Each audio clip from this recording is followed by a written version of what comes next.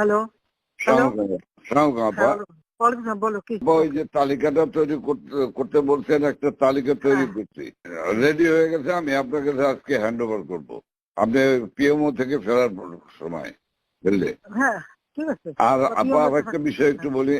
হ্যাঁ, বলো। আমু ভাই 14 দলের মিটিং ডাকছে তার বাসায়, তো আমি যাব, হ্যাঁ আমাকে যেতে বলছে। যাবা, আচ্ছা, যাও।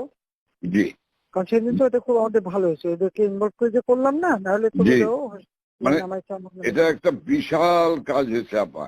এবং তাদেরকে ওই সময়টাই কার্যকর কথা সিদ্ধান্ত নেওয়ায় ব্যাপারটা খুব ওভারঅল হয়ে গেছে। খুব ঐতিহাসিক ভালো কাজ হয়েছে। ওই তাদের গিয়ে একটা মেসেজ দিচ্ছে সবাইকে যে যার যা কিছু আছে সব তো বঙ্গবন্ধুর কথা এখন নকল করে। জি জি সবাই জি, মানে আন্দোলন চালায় দাও, 2 দিন কন্টিনিউ করতে বললে আর এই গভর্নমেন্ট থাকবে না। থাকবে না। জি, হ্যাঁ, এটা সে সবাইকে বলছি। এখন তো তোমার আমি একটা কথা বলি, তোমার তোমার এই যে বিহারি, তুমি আমাকে যেটা বলবো সত্যি কথা বলবো। জি বলবো। তোমার ওই মোহাম্মদপুরে যে বিহারি পড়ছিল, ওদের ওদের ভূমিকাটা কি? ওদের ভূমিটা ভালো আপা, শুধু এখানে সেন্টু কমিশনার আছে একটা, এই যে কালপিট জাতীয় পার্টির, হ্যাঁ, ও একটা কালপিট, ওর সঙ্গে কয়েকটা ছেলে আছে জাতীয় পার্টির সঙ্গে।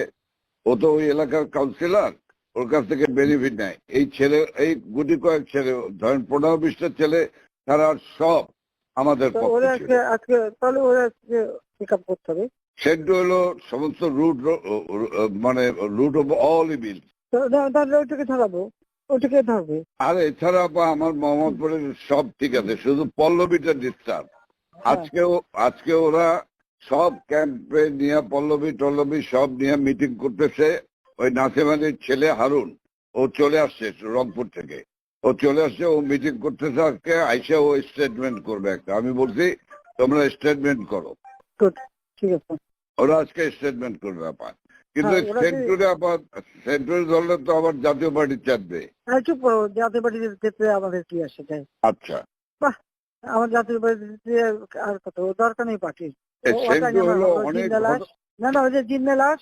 আমি জি বলি জি যেটাকে ডিস্টার্বিং এলিমেন্ট বলো, আমি এবার একটা থাকবো না, সব সাফা করবো।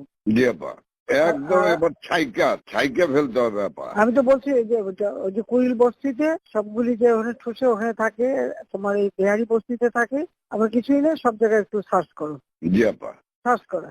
জি আপা, ব্লক রেড করতে হবে, চিরুনি অভিযান। সেটাই চলতেছে এখন, সেটা চলতেছে, কিন্তু সেই সাথে জি আপা, বাঁচতে যেমন কিনছি, বাবরে বাবা। আর আমি ওইটা খবর নিয়ে সব তো আজমের কাছে ডিস্ট্রিক্টে খবর নাই, নিয়ে আমি আপনাকে জানাচ্ছি। সব তো ডিস্ট্রিক্টে নাই। হ্যাঁ তুমি আমাকে ওইটা জানাও, এটা খুব জি দরকার। হ্যাঁ জি।